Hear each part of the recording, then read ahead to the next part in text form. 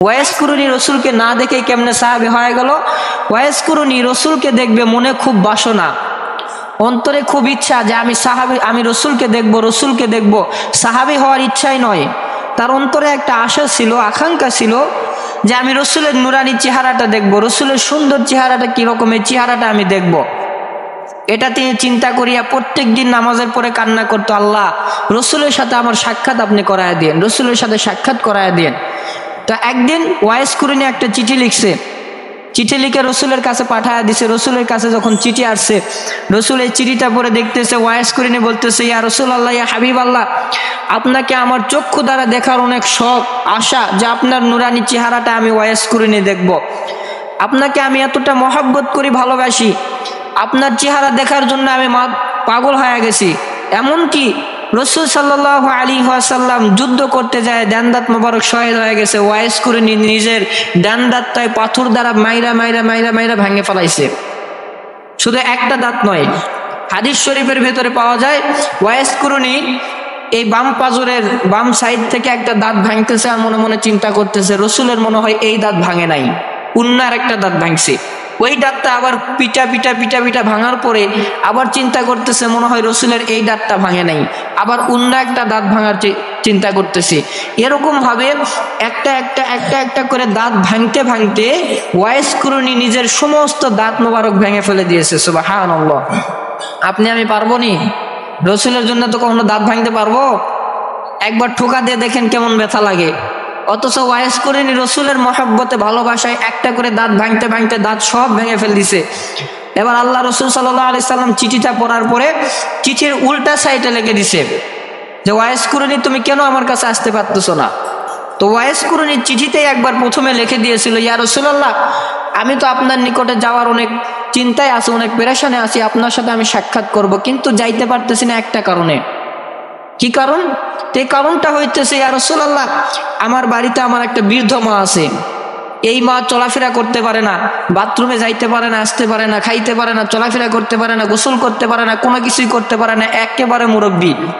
তো এই মাকে ফেলে যদি আমি আপনার সাথে দেখা করার জন্য যাই, তাহলে আমার মাকে দেখাশোনা কে করবে? আমার মা তো নিজে হাঁটতে পারে না, কে আমার মাকে খাওয়ায় দিবে? কে আমার মাকে গোসল করায় দিবে?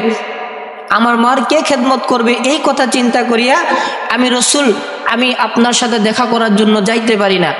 তখন আল্লাহ রসুল সাল্লাল্লাহু আলাইহি ওয়াসাল্লাম চিঠির পিছন দিকে লিখে দিয়েছে যে ওয়াইস কুরুনি, তুমি আগে তোমার মার খেদমত করো। তোমার মার খেদমত করে তোমার মা যখন দুনিয়া ছেড়ে বিদায় নিয়ে চলে যাবে, তখন তুমি আমার সাথে দেখা করার জন্য আসবা। অনেক লম্বা কাহিনী। তো ওয়াইস কুরুনির এরকম অনেক বছর পার হয়ে গেল।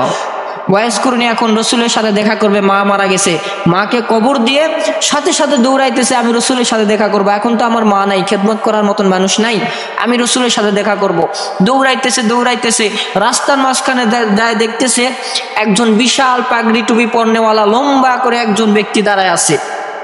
এই ব্যক্তির চেহারা দেখিয়া ওয়াইস কুরুনি ডাকতে বলতেছে, ভাই আপনি কে? তো ওই ব্যক্তি বলতেছে, আপনি কে? ওয়াইস কুরুনি বলতেছে, আমার নাম হইতেছে ওয়াইস কুরুনি, আমি অমুক দেশ থেকে আসছি রসুলের সাথে দেখা করার জন্য। এইবার ওই লম্বা ব্যক্তিটা বলতেছে, ভাই ওয়াইস কুরুনি, আল্লাহ রসুল সাল্লাল্লাহু আলাইহি ওয়াসাল্লাম তোমার জন্য একটা হাদিয়া পাঠাইছে, এই হাদিয়াটা তুমি একটু গ্রহণ করো। তো ওয়াইস কুরুনি হাদিয়াটা নিছে। নেওয়ার পরে চোখ দিয়ে ওয়াইস কুরুনির ঝরঝর করে পানি বাহির হইতেছে। আর ওয়াইস কুরুনি বলতেছে, ভাই আমি রসুলের সাথে দেখা করার জন্য দীর্ঘ 7 বছর 10 বছর থেকে অপেক্ষা করতেছি, তুমি তাড়াতাড়ি বলো রসুল কোন জায়গায় আছে, আমি রসুলের সাথে দেখা করব। তো এইবার লম্বা এই ব্যক্তি ডাকতে বলতেছে, হুজুর আমাদের নবী তো আর দুনিয়ার বুকে নাই। এটা বলতে দেরি ওয়াইস কুরুনি সঙ্গে সঙ্গে ঝরঝর করে কান্না করতে দেরি নাই, চোখ দিয়ে ঝরঝর করে পানি বাহির হইতেছে। এইবার এই লম্বা একজন ব্যক্তি ডাকতে বলতেছে, ভাই আপনি কান্না করবেন না, রসুল আপনাকে এমন একটা উপহার দিয়েছে, এই উপহারটা আমরা রসুলের এত নিকটতম সাহাবী হওয়ার পরেও এই উপহার পাই নাই। অর্থাৎ আমি হইতেছি রসুলের সবচাইতে নিকটতম সাহাবী হযরত ওমর ফারুক রাদিয়াল্লাহু তাআলা আনহু। আমার রসুলের পরে আমি নবী হব, এই কথা আল্লাহ রসুল নিজে জবান দিয়ে বলে গেছে। তারপরেও রসুলের ইন্তেকালের সময় রসুলের শরীরের যে জুব্বা মোবারক আছে, এই জুব্বা মোবারক হযরত আবু বকর চিন্তা করতেছে রসুল মনে হয় আমারে দিবে, আমি চিন্তা করতেছি রসুল মনে হয় মৃত্যুর আগে আমারে দিবে, হযরত আলী চিন্তা করতেছে রসুল মনে হয় মৃত্যুর আগে আমারে জুব্বা দিবে, হযরত ওসমান চিন্তা করতেছে রসুল মনে হয় মৃত্যুর আগে জুব্বা মোবারক আমারে দিবে। কাউরে রসুল দেয় নাই, আমারে ডাক দিয়া রসুল কানে কানে কয় যে হে আমর, অমুক দেশ থেকে আমার একজন আশেক আসবে, যে আশেক আমার মহাব্বতে সমস্ত দাঁত মোবারক ভেঙে ফেলছে, ওই আশেককে তুমি আমার এই জুব্বা মোবারক উপহার দিবা এবং তার কাছ থেকে তুমি তোমার জন্য দোয়া নিবা।